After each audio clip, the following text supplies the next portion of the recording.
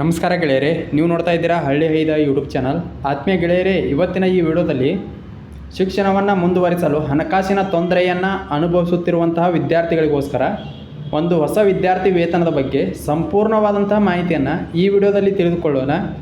ಇದೇ ರೀತಿ ಹೆಚ್ಚಿನ ವಿದ್ಯಾರ್ಥಿ ವೇತನಗಳ ಬಗ್ಗೆ ಆಗಿರ್ಬೋದು, ಸರ್ಕಾರಿ ಸೌಲಭ್ಯಗಳ ಬಗ್ಗೆ ಆಗಿರ್ಬೋದು, ಬೇರೆ ಯಾವುದೇ ವಿಷಯಗಳ ಬಗ್ಗೆ ಮಾಹಿತಿಗಳನ್ನು ತಿಳಿದುಕೊಳ್ಳಲು ದಯವಿಟ್ಟು ನಮ್ಮ ಯೂಟ್ಯೂಬ್ ಚಾನಲನ್ನು ಸಬ್ಸ್ಕ್ರೈಬ್ ಮಾಡಿಕೊಳ್ಳಿ. ಬನ್ನಿ ಗೆಳೆಯರೆ, ವಿಡಿಯೋನ ಶುರು ಮಾಡೋಣ. ಈ ವಿದ್ಯಾರ್ಥಿ ವೇತನ ಕೇವಲ ಕರ್ನಾಟಕದ ವಿದ್ಯಾರ್ಥಿಗಳಿಗೆ ಮಾತ್ರ ಮೀಸಲಾಗಿಟ್ಟಿದ್ದಾರೆ. ಈ ವಿದ್ಯಾರ್ಥಿ ವೇತನದ ಹೆಸರು ಬಂದುಬಿಟ್ಟು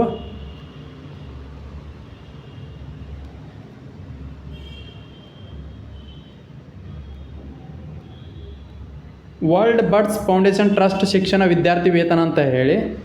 ಈ ವಿದ್ಯಾರ್ಥಿ ವೇತನದಲ್ಲಿ ನೀವು ಎಷ್ಟು ವಿದ್ಯಾರ್ಥಿ ವೇತನವನ್ನು ಪಡ್ಕೋಬಹುದು ಅಂದ್ರೆ 1,68,000 ರೂಪಾಯಿವರೆಗೂ ಕೂಡ ನೀವು ವಿದ್ಯಾರ್ಥಿ ವೇತನವನ್ನು ಪಡ್ಕೊಳ್ಬೋದು.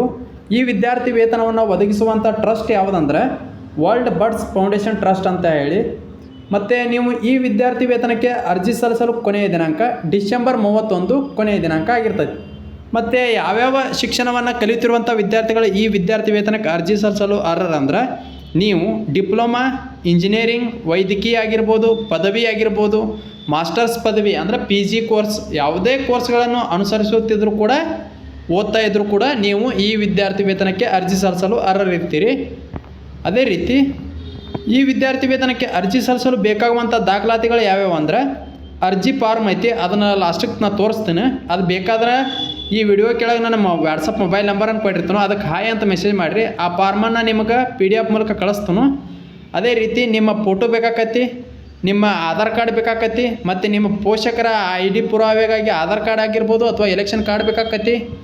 ಅದೇ ರೀತಿ ಹಿಂದಿನ ಸೆಮಿಸ್ಟರ್ನ ಮಾರ್ಕ್ಸ್ ಕಾರ್ಡ್ಗಳು ಬೇಕಾಕವು, ಮತ್ತು ಕಾಲೇಜ್ ಶುಲ್ಕವನ್ನು ತುಂಬಿದಂಥ ರಸೀದಿ ಬೇಕಾಕತಿ, ಜೆರಾಕ್ಸ್ ಪ್ರತಿ, ಕಾಲೇಜು ಪ್ರಾಧಿಕಾರದಿಂದ ನೀಡಲಾದಂಥ ಅಧ್ಯಯನ ಸರ್ಟಿಫಿಕೇಟ್ ಅಂದರೆ ಸ್ಟಡಿ ಸರ್ಟಿಫಿಕೇಟ್ ಬೇಕಾಕತಿ, ಮತ್ತು ಸಂಸ್ಥೆ ಮುಖ್ಯಸ್ಥರು ನೀಡಿದಂಥ ಅಕ್ಷರ ಪ್ರಮಾಣ ಪತ್ರ ಬೇಕಾಕತಿ.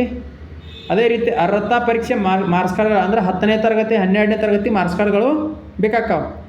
ಇಲ್ಲಿ ನೋಡ್ಬೋದು ಅರ್ಹತೆ ಮಾನದಂಡಗಳು ಏನೇನಂದ್ರೆ ನೀವು ಭಾರತೀಯ ನಾಗರಿಕರಾಗಿರ್ಬೋದು ಆಗಿರಬೇಕಾಕತಿ ಮತ್ತು ಕರ್ನಾಟಕದ ಕಾಯಂ ನಿವಾಸಿಗಳಾಗಿರಬೇಕಾಕತಿ. ಇದು ಕರ್ನಾಟಕದ ವಿದ್ಯಾರ್ಥಿಗಳಿಗೆ ಮಾತ್ರ ಈ ವಿದ್ಯಾರ್ಥಿ ವೇತನವನ್ನು ನೀಡಲಾಗ್ತಾ ಇದೆ. ಆದ್ದರಿಂದ ದಯವಿಟ್ಟು ಕರ್ನಾಟಕದ ವಿದ್ಯಾರ್ಥಿಗಳು ಇದರ ಸದುಪಯೋಗವನ್ನು ಪಡೆದುಕೊಳ್ಳ್ರಿ. ಅದೇ ರೀತಿ ಎರಡೂ ಲಿಂಗಗಳಿಗೂ ಕೂಡ ವಿದ್ಯಾರ್ಥಿ ವೇತನ ಮುಕ್ತವಾಗೈತಿ. ಇಬ್ಬರಿಗೂ ಕೂಡ ಸಮಾನವಾದಂಥ ಅವಕಾಶಗಳನ್ನು ನೀಡ್ತಾ ಇದ್ದಾರೆ. ಅದೇ ರೀತಿ ಜಾತಿ, ಧರ್ಮ ಅಥವಾ ಧರ್ಮದ ಹೊರತಾಗಿ ಕೂಡ ಈ ವಿದ್ಯಾರ್ಥಿ ವೇತನ ಮುಕ್ತವಾಗೈತಿ. ಯಾವುದೇ ಜಾತಿಗೆ ಮೀಸಲಾಗಿ ಇಟ್ಟಿಲ್ಲ ಇದನ್ನು. ಮತ್ತು ನೀವು ಹಿಂದಿನ ತರಗತಿಗಳಲ್ಲಿ 70% ಹೆಚ್ಚಿನ ಅಂಕಗಳನ್ನು ಗಳಿಸಿರಬೇಕಾಗತ್ತೆ. ಅದೇ ರೀತಿ ವೈದ್ಯಕೀಯ, ಇಂಜಿನಿಯರಿಂಗ್, ಪಾಲಿಟಿಕ್ಸ್ ಡಿಪ್ಲೊಮಾ ಆಗಿರ್ಬೋದು, ITI ಆಗಿರ್ಬೋದು, BPD ಆಗಿರ್ಬೋದು, BEd ಆಗಿರ್ಬೋದು, DEd ಆಗಿರ್ಬೋದು, JOC ಆಗಿರ್ಬೋದು, ಸ್ನಾತಕೋತ್ತರ ಪದವಿ MA, MCom, MSc, nursing, pharmacy, paramedical ಸೇರಿದಂತೆ ವಿವಿಧ ಕಾರ್ಯಕ್ರಮಗಳಿಗೂ ಕೂಡ ಅಂದರೆ ಪದವಿ ಯಾವುದೇ ಕಾರ್ಯಕ್ರಮ ಪದವಿಯನ್ನು ನಂತರದ ಯಾವುದೇ ಕೋರ್ಸನ್ನು ಅನುಸರಿಸುತ್ತಿದ್ದರೂ ಕೂಡ ನೀವು ಈ ವಿದ್ಯಾರ್ಥಿ ವೇತನಕ್ಕೆ ಅರ್ಜಿಗಳನ್ನು ಸಲ್ಲಿಸಬಹುದು. ಮೀನುಗಾರಿಕೆ, ಪಶುವೈದ್ಯಕೀಯ, ಕೃಷಿ ಯಾವುದೇ ಪದವಿಯನ್ನು ಪಡೆಯುತ್ತಾ ಇದ್ದರೂ ಕೂಡ ನೀವು ಈ ವಿದ್ಯಾರ್ಥಿ ವೇತನಕ್ಕೆ ಅರ್ಜಿ ಸಲ್ಲಿಸಲು ಅರ್ಹರಿರ್ತೀರಿ. ಅದೇ ರೀತಿ ಇಂಜಿನಿಯರಿಂಗ್ ಅಭ್ಯರ್ಥಿಗಳು ಕರ್ನಾಟಕ CET ರ್ಯಾಂಕಿಂಗ್ ಮೂಲಕ ಸರ್ಕಾರಿ ಮತ್ತು ಖಾಸಗಿ ಕಾಲೇಜುಗಳಲ್ಲಿ ಸರ್ಕಾರಿ ಕೋಟಾದಲ್ಲಿ ಸೀಟನ್ನು ಪಡೆದಿರಬೇಕಾಗತ್ತೆ. ಇಂಜಿನಿಯರಿಂಗ್ ವಿದ್ಯಾರ್ಥಿಗಳಿಗೆ ಮಾತ್ರ ನೀವು ಕರ್ನಾಟಕದ KEA ಬೋರ್ಡ್ನವ್ರು ನಡೆಸುವಂಥ CET ರ್ಯಾಂಕಿಂಗ್ನಲ್ಲಿ ಸರ್ಕಾರಿ ಅಥವಾ ಖಾಸಗಿ ಕಾಲೇಜುಗಳಲ್ಲಿ ಸೀಟನ್ನು ಪಡೆದಿರಬೇಕಾಗತ್ತೆ. ಅಂಥವ್ರು ಕೂಡ ಅರ್ಜಿಗಳನ್ನು ಸಲ್ಲಿಸಬಹುದು.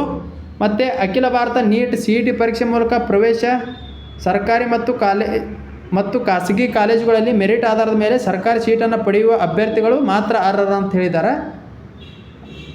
ಅದೇ ರೀತಿ ಕರ್ನಾಟಕದ CET ಮೂಲಕ ಡಿಪ್ಲೊಮಾ ನಂತರದ ಇಂಜಿನಿಯರಿಂಗ್ ಪ್ರವೇಶ ಪಡೆದ ವಿದ್ಯಾರ್ಥಿಗಳು ಅರ್ಹರು ಅಂತ ಹೇಳಿದ್ದಾರೆ. ಅದೇ ರೀತಿ ಸರ್ಕಾರಿ ಮತ್ತು ಖಾಸಗಿ ಕಾಲೇಜುಗಳಲ್ಲಿ ಮೆರಿಟ್ ಆಧಾರದ ಮೇಲೆ ಸರ್ಕಾರಿ ಸೀಟ್ಗಳನ್ನು ಪಡೆದಂಥ ವಿದ್ಯಾರ್ಥಿಗಳಿಗೆ ಮಾತ್ರ ಈ ವಿದ್ಯಾರ್ಥಿ ವೇತನವನ್ನು ನೀಡ್ತಾ ಇದ್ದಾರೆ. ಅದೇ ರೀತಿ JEE ನಾಟಾ ಮೂಲಕ ಪ್ರವೇಶ ಈ ಪರೀಕ್ಷೆಗಳ ಮೂಲಕ ಪ್ರವೇಶ ಪಡೆಯುವ ಅಭ್ಯರ್ಥಿಗಳು ಕೂಡ ಈ ವಿದ್ಯಾರ್ಥಿ ವೇತನಕ್ಕೆ ಅರ್ಜಿ ಸಲ್ಲಿಸಲು ಅರ್ಹರಿರ್ತೀರಿ. ಮತ್ತು ಕೃಷಿ ಇಲಾಖೆ, ಮೀನುಗಾರಿಕೆ, ಪಶುವೈದ್ಯಕೀಯ ಕಾಲೇಜುಗಳಲ್ಲಿ CET NEET ಒಳಗೆ ರ್ಯಾಂಕಿಂಗ್ ಲಿಸ್ಟಲ್ಲಿ ಬಂದಂಥ ವಿದ್ಯಾರ್ಥಿಗಳು ಕೂಡ ಈ ವಿದ್ಯಾರ್ಥಿ ವೇತನಕ್ಕೆ ಅರ್ಜಿ ಸಲ್ಲಿಸಲು ಅರ್ಹರಿರ್ತೀರಿ. ಅದೇ ರೀತಿ ಕಾನೂನು ಕೋರ್ಸ್ಗಳನ್ನು ವಿದ್ಯಾರ್ಥಿಗಳು ಕಾನೂನು ಅರ್ಹತೆಗಾಗಿ ರಾಷ್ಟ್ರೀಯ ಕಾಲೇಜು ನಡೆಸುವ CET ರ್ಯಾಂಕ್ನಲ್ಲಿ ರ್ಯಾಂಕನ್ನು ಪಡೆದಿರುವಂಥ ವಿದ್ಯಾರ್ಥಿಗಳು ಕೂಡ ಈ ವಿದ್ಯಾರ್ಥಿ ವೇತನಕ್ಕೆ ಅರ್ಜಿ ಸಲ್ಲಿಸಲು ಅರ್ಹರಿದ್ದೀರಿ.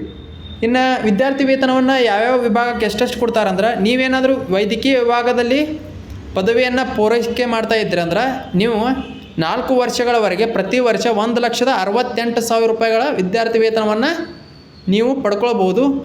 ಅದೇ ರೀತಿ ಇಂಜಿನಿಯರಿಂಗ್ ಮಾಡ್ತಾ ಇದ್ದೀರಿ ಅಂದ್ರೆ ನಿಮಗೆ 4 ವರ್ಷದವರೆಗೂ ಕೂಡ 1,40,000 ರೂಪಾಯಿವರೆಗೂ ಕೂಡ ವಿದ್ಯಾರ್ಥಿ ವೇತನವನ್ನು ನೀಡ್ತಾ ಇದ್ದಾರೆ. ಅದೇ ರೀತಿ ನರ್ಸಿಂಗ್ ವಿದ್ಯಾರ್ಥಿಗಳಾಗಿದ್ದರೆ 4 ವರ್ಷಗಳವರೆಗೆ ನಿಮಗೆ 20,000 ರೂಪಾಯಿಗಳನ್ನು ನೀಡ್ತಾ ಇದ್ದಾರೆ. ಉಳಿದ ಯಾವುದೇ ಕೋರ್ಸನ್ನು ನೀವು ಅನುಸರಿಸ್ತಾ ಇದ್ದೀರಿ ಅಂದರೆ ನಿಮ್ಮ ಹಣಕಾಸಿನ ಪರಿಸ್ಥಿತಿ ಆಧಾರದ ಮೇಲೆ ನೀವು ತುಂಬುವಂಥ ಶುಲ್ಕದ ಆಧಾರದ ಮೇಲೆ ನಿಮಗೆ ಹಣಕಾಸಿನ ನೆರವನ್ನು ನೀಡ್ತೀವಿ ಅಂತ ಕೂಡ ಅವ್ರು ಹೇಳಿದ್ದಾರೆ. ಅವ್ರ ವಿಳಾಸ ಕೂಡ ಇಲ್ಲಿದೆ. ಹೆಚ್ಚಿನ ಮಾಹಿತಿಗಾಗಿ ಅವ್ರ ಮೊಬೈಲ್ ನಂಬರನ್ನು ಕೂಡ ಕೊಟ್ಟಿದ್ದಾರೆ, ನೋಡ್ಕೋಬೋದು. ಅದೇ ರೀತಿ ಇಮೇಲ್ ಐಡಿಯನ್ನು ಕೊಟ್ಟಿದ್ದಾರೆ. ಈ ಅರ್ಜಿ ಫಾರ್ಮನ್ನು ಡೌನ್ಲೋಡ್ ಮಾಡಿಕೊಂಡು ಅದಕ್ಕೆ ಅಗತ್ಯ ದಾಖಲಾತಿಗಳನ್ನು ಹಚ್ಚಿ ಇಲ್ಲಿಗೆ ಈ ಲಿಂಕನ್ನು ಕೂಡ ನಾನು ವಿಡಿಯೋ ಕೆಳಗೆ ಕೊಟ್ಟಿರ್ತಾನು, ಮತ್ತು ಅಪ್ಲಿಕೇಶನ್ ಫಾರ್ಮನ್ನು ಕೂಡ ಕೊಟ್ಟಿರ್ತಾನು. ಅದನ್ನು ಡೌನ್ಲೋಡ್ ಮಾಡ್ಕೊಂಡು ಅದಕ್ಕೆಲ್ಲ ಅಗತ್ಯ ದಾಖಲಾತಿಗಳನ್ನು ಹಚ್ಚಿ ಕಾರ್ಯದರ್ಶಿ ವರ್ಲ್ಡ್ ಬರ್ಡ್ಸ್ ಫೌಂಡೇಶನ್ ಟ್ರಸ್ಟ್ 7ನೇ ಮಹಡಿ ರಾಮಭವನ್ ಸಂಕೀರ್ಣ ಕೊಡಿಯಾಲಯಂ ಮಂಗಳೂರಿಗೆ ಕಳಿಸ್ಬೇಕಾಗಿರ್ತೈತಿ. ಇಲ್ಲಿದೆ ನೋಡಿ ಅರ್ಜಿ ಫಾರ್ಮು. ಇಲ್ಲಿ ಫೋಟೋ ಸಿಗ್ನೇಚರ್ ಎಲ್ಲವನ್ನು ಹಚ್ಚಿ ನೀವು ಇಲ್ಲಿ ಅಡ್ರೆಸ್ಸನ್ನು ಕೂಡ ಕೊಟ್ಟಿದ್ದಾರೆ. ಈ ಅಡ್ರೆಸ್ಗೆ ನೀವು ಎಲ್ಲ ದಾಖಲಾತಿಗಳೊಂದಿಗೆ ನೀವು ಕಳಿಸ್ಬೇಕಾಗತ್ತೆ. ನಿಮ್ಮ ಆರ್ಥಿಕ ಹಿನ್ನೆಲೆ ಮತ್ತು ನೀವು ಹಿಂದಿನ ತರಗತಿಯಲ್ಲಿ ಗಳಿಸಿದ ಅಂಕಗಳ ಆಧಾರದ ಮೇಲೆ ನಿಮಗೆ ಈ ವಿದ್ಯಾರ್ಥಿ ವೇತನವನ್ನು ನೀಡ್ತಾ ಇದ್ದಾರೆ. ಪ್ರತಿಯೊಬ್ಬ ಕರ್ನಾಟಕದ ವಿದ್ಯಾರ್ಥಿಯು ಈ ವಿದ್ಯಾರ್ಥಿ ವೇತನದ ಸದುಪಯೋಗವನ್ನು ಪಡೆದುಕೊಡ್ರಿ. ಅದೇ ರೀತಿ ಹೆಚ್ಚಿನ ವಿದ್ಯಾರ್ಥಿ ವೇತನಗಳ ಬಗ್ಗೆ ಮಾಹಿತಿಗಾಗಿ ದಯವಿಟ್ಟು ನಮ್ಮ ಯೂಟ್ಯೂಬ್ ಚಾನಲ್ನ ಸಬ್ಸ್ಕ್ರೈಬ್ ಮಾಡ್ಕೊರಿ. ಅದೇ ರೀತಿ ಈ ವಿಡಿಯೋಗೊಂದು ಲೈಕ್ ಮಾಡಿರಿ ಅಂತ ಹೇಳ್ತಾ ಈ ವಿಡಿಯೋನ ಇಲ್ಲಿಗೆ ಮುಗಿಸ್ತಾ ಇದ್ದೀನಿ.